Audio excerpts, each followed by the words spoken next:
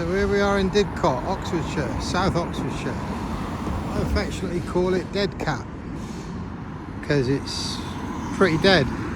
But it's not really, you know. Didcot's a really big growing town now.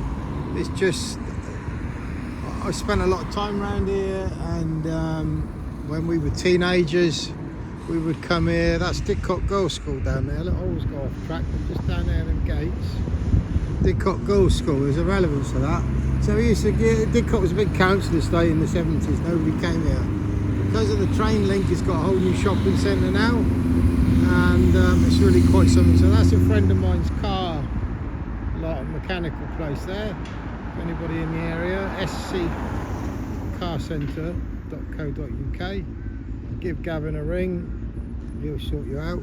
This was land that the pub used to own, amazingly, and they built a little Sainsbury's on there when I was there. And this little area of Didcot is really interesting because this is where I actually bought my last house and sold my last house.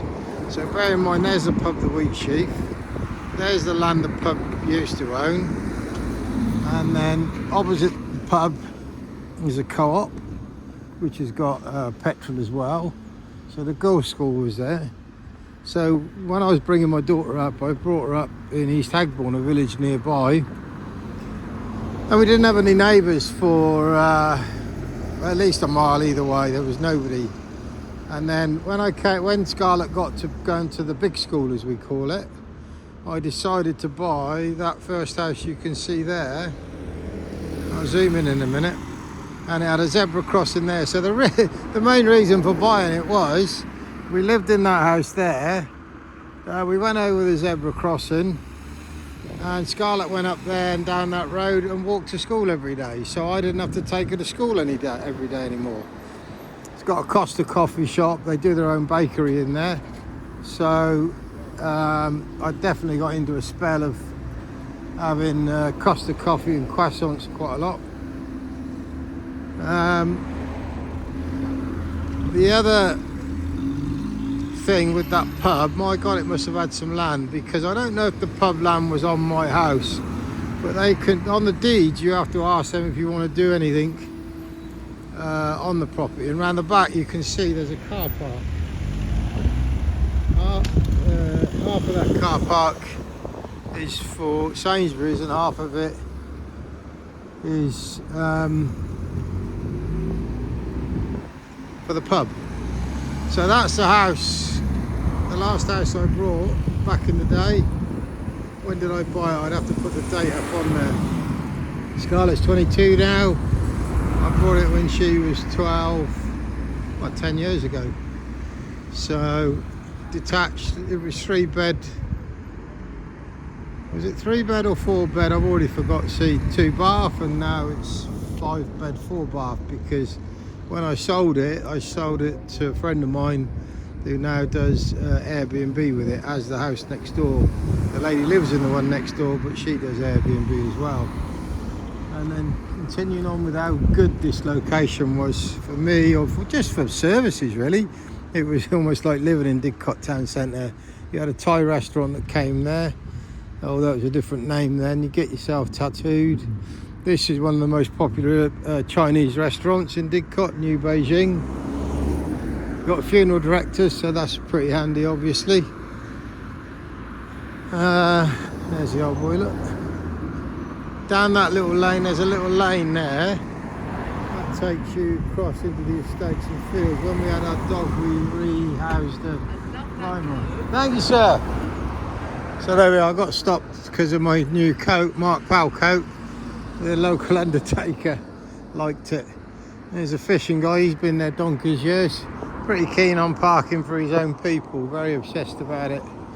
My friend who bought my house used to have a restaurant in here, had 2 or 3 different versions of restaurants in here, and now he rents it out. So I'm actually staying behind Zagana's. There's some rooms there, and I'm staying behind Zagana's. That's sort of more typical about what Didcot would be. It's a bookstore. I don't know whether it's still, I think it's still open. So it's funny, that end of Didcot where I was is really busy, and we're not in the town centre yet. But we are going to walk down to it, and I'll see what other stories I can tell you as I walk down, really. There's a Baptist church over there. Bappo Disco. We used to go to the Baptist church disco in Abingdon, but that's because me and my sister went to the Baptist church in Drayton, where my nan, Elsie Jones, would frequent, as they were Welsh Baptists. My God. Oh, look, one for Joanne. So I've done a lot of this glazing here. Look at that, Joe. I had a double glazing company, Didcot Windows, so which I'm going to tag that on the end of the video, a little video about Didcot Windows. I know I definitely did those. Yeah, I've probably done, I don't know how many sets of windows in Didcot, but enough and a lot. So we're going to walk up here. There's not much else on this part of the road. We're going to go over a big roundabout in a minute. I'll just click on again there. And then we'll go down into the main town, and we might end up in the shopping centre today. So it's quite a long walk from the town centre, the area where I live, and it was the last bit of Didcot, really. That house there, definitely 100% was a house where we did the windows. It's one I'm always proud of when I come around the town centre or through Didcot. I mean, look at the windows.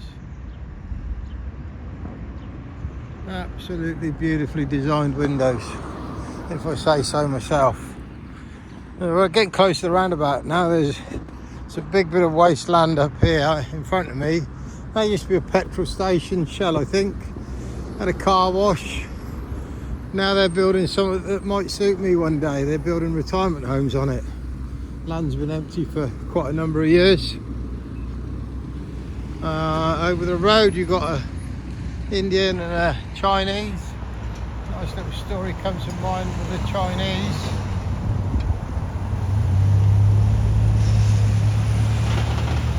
The Chinese cottage was a fish and chip shop back in the day. Mr. Hickman ran it.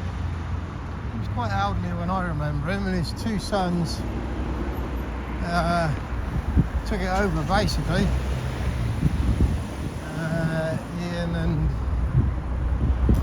Ian and Dennis Hickman, there you are. You're famous at last if you watch YouTube. Good pair of brothers. Worked the chip shop for donkey's years and then eventually sold up and sort of retired from that business. Now this used to be called the Wallingford Arms, it's now the Mulberry. That was somewhere where you'd go have a drink before you went out. You went out to the Rio even in Didcot. The Rio's famous for, there's the old land. That'll have old people's home on it one day. I won't be in there. Yeah, the Rio is a really famous soul club. In what year would it have been? Mid-80s or something. Froggy used to DJ there. Chris Hill from the gold mine used to go down there. So before that, probably 10 years before that, you only went to the Rio again for a fight. And my mate Alan there, doing a video. It did cut out, you'll be on it. See, that's what happens when you come back home. So the Marlborough Club, never really went in there. They have a few functions in there, it's quite good. Big allotments, imagine when, because more and more people aren't using allotments. Imagine a building on that one day. It will happen. Or won't it? Because maybe some people are going back to allotments, aren't they? And gardening and fresh vegetables. So yeah, we're getting up into the main area of Didcot. Main shopping area. On the side of the Marlborough Club now, they're building a new building. I'm not quite sure what the building is, but I do know that Jodie Jefferson, who took over my business and still runs Didcot Windows, is doing the windows for it, look.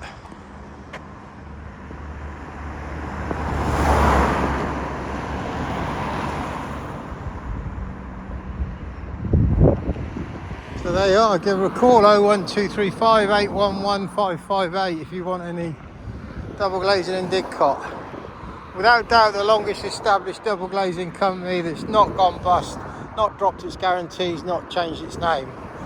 It's something I was pretty obsessed with when I had my own company.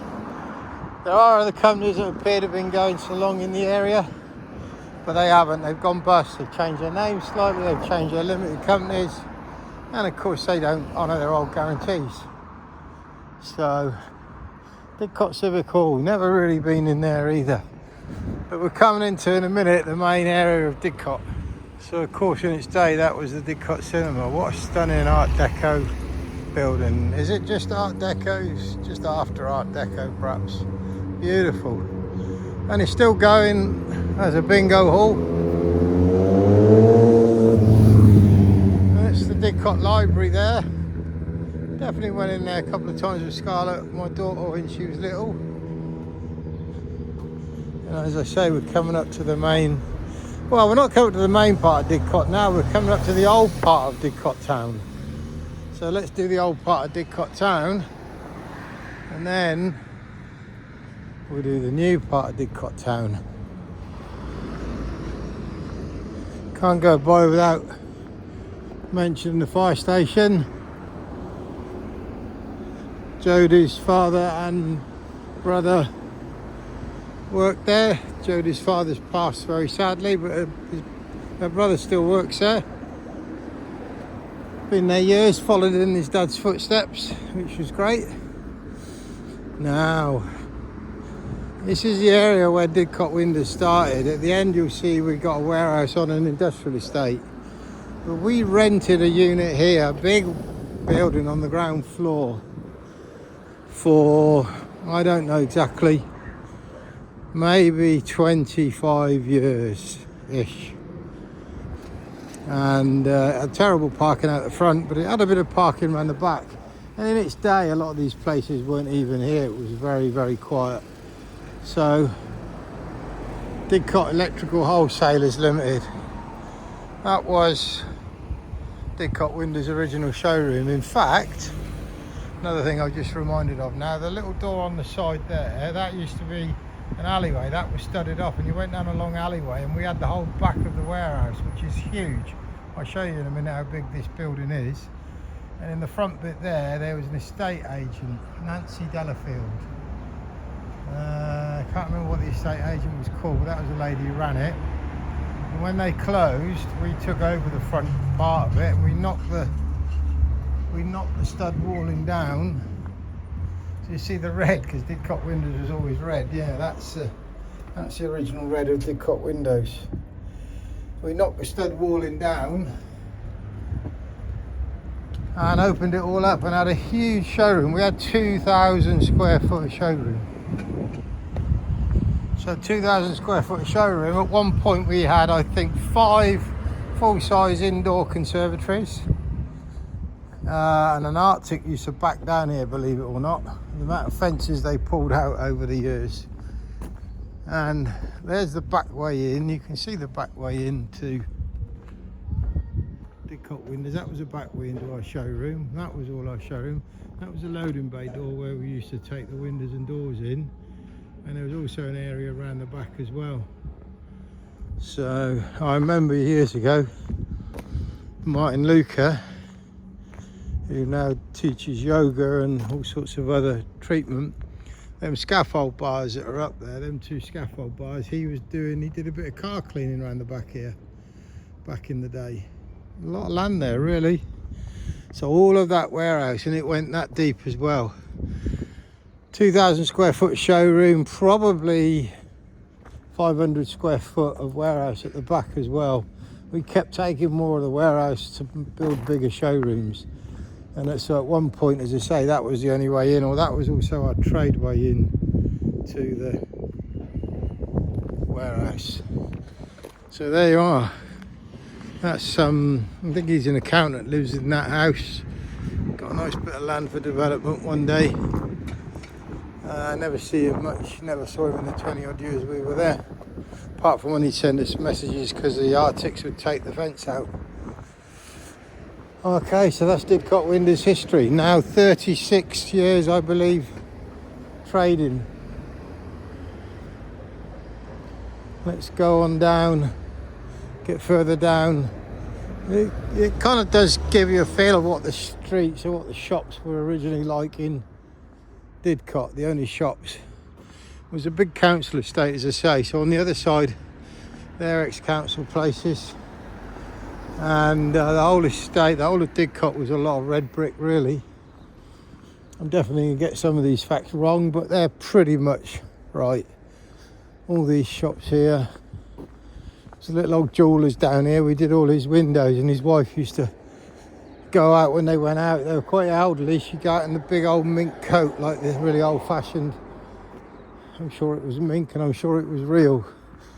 Make no apologies, because it was the way they lived, and they were quite nice, quite posh people, really. So that right there, you can go down there and get to Didcot train station, Hayden Road. And then really this co-op. Yeah, the co-op's quite interesting. That was a toy shop, and we put some toys in there. Now, what did we do? We put some toys in our showroom to help promote them. And what did they do for us? Can't remember. Possibly we were just helping out. Oh God, Oxford Smile Clinic. Yeah, there's another thing that takes me. A couple of weeks ago I had to have a tooth pulled. My God, it was agony. And in the west or south of England it cost me, because it was an emergency appointment, cost me £500. I did find out later I could have got it done for 350, but I couldn't get it pulled on the NHS anyway. Smiths has been here for forever, really. Banks are all closing. There's a big Barclays one further down, gone. Does look like HSBC is still there. Amazing. Because the other one that went, the nationwide one, yeah, they're closing. Oh, they're going.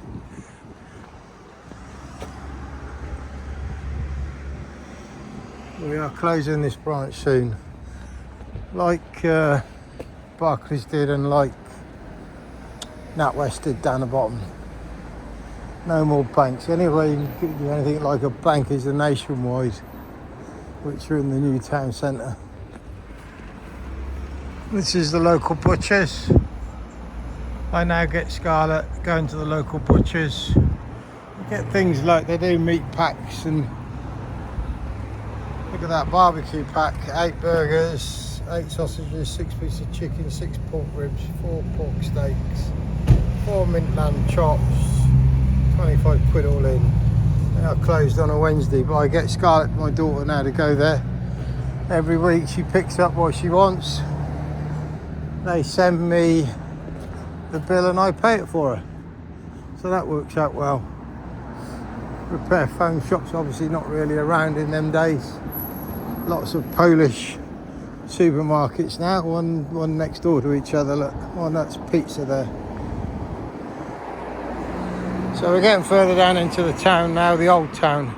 Still got the council houses on one side, shops on the other. This is where, not much further down than the butchers, this is where the toy shop moved to before it recently closed. So I think there's one in the new shopping centre, which that's one of the problems with the new shopping centre. It's not really out of town, but it is a little bit, it's not where the old shops were, so a lot of the old shops have suffered because everybody goes into the new shopping centre now. It's got a big Sainsbury's and a Marks and Spencer's, massive car park, so you can just park all around there. Lots of little food outlet places here. That used to be, that used to be the Abbey National, yeah. So there's loads of food places here.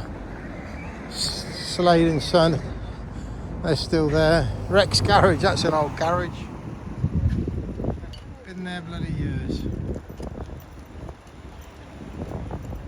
This is a family thing, and family have taken over this here.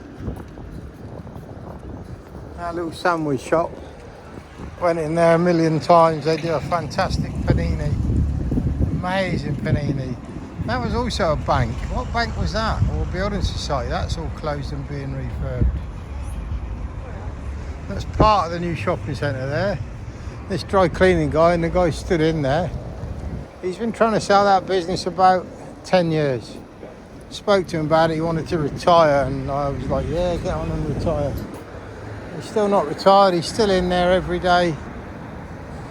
It's sad, really. That Loco Burrito, that used to be the Nationwide.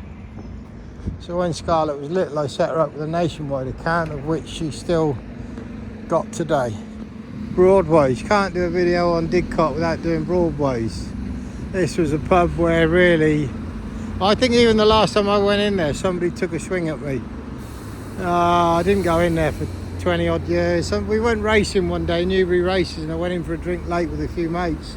Someone got a bit leery in there. They didn't know us because we weren't local. Took a swing. It has a disco at the end of the night, goes on late.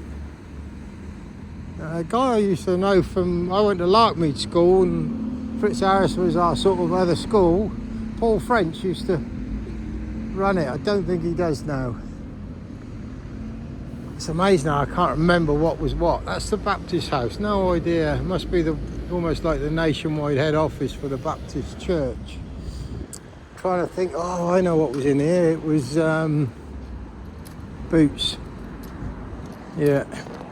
No, it's the gym. So, coming to the end of the shops of Didcot, but the end bottom bit is where the banks were, which I'm going to show you. And this was still is the post office. But look at the times you can now go and pick your stuff up if something gets delivered. It's a 2-hour window slot really, between 8 and 10 o'clock.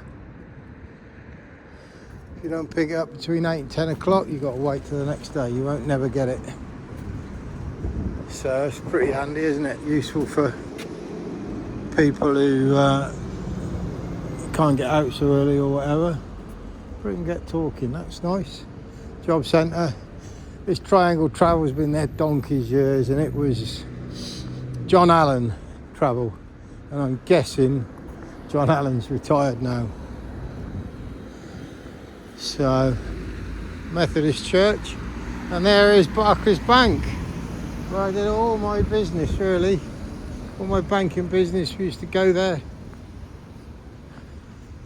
Pay in, had a good relationship with the bank manager, who was based in Wallingford, actually the next town. And Barclays Bank is no longer, as is also no longer NatWest Bank. That was a NatWest Bank there, now for sale. If anybody wants to buy a great big building, it's massive, it goes right out the back. You can give Chancellors a ring and see how much it is. I think it's $500,000 or more. And although I was saying I could come to the end, this again is really more what Didcot's about now. CDs, DVDs. CDs and DVDs, jeez. Don't even have a DVD player. Well, I do in my storage, of course, but so this all looks like at last it's going to come down and be rebuilt, which it certainly needs it. Really, there's a little glimpse of the new shopping centre there. Certainly needs a rebuild. So yeah, you should pull up, park on the road, or sometimes park on the double lines on that street by Barclays. Dip in quick, pay the checks in and that. I did look at buying that when I moved. So I think it was 2007, I moved from the Broadway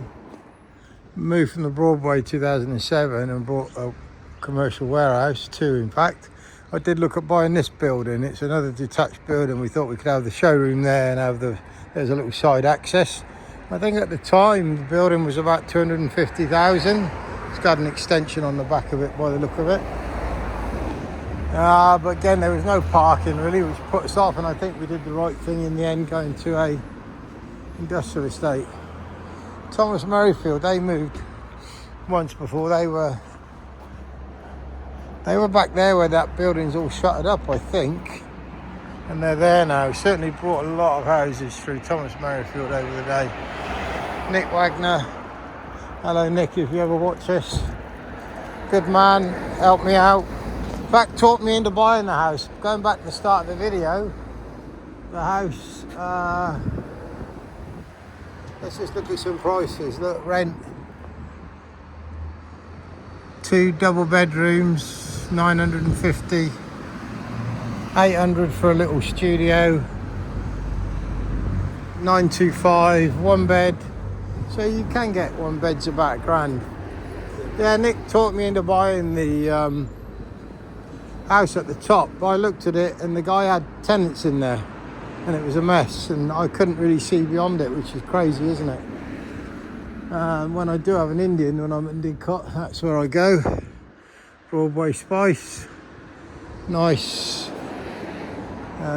Really just, I always stick to the same thing, whatever I have I like.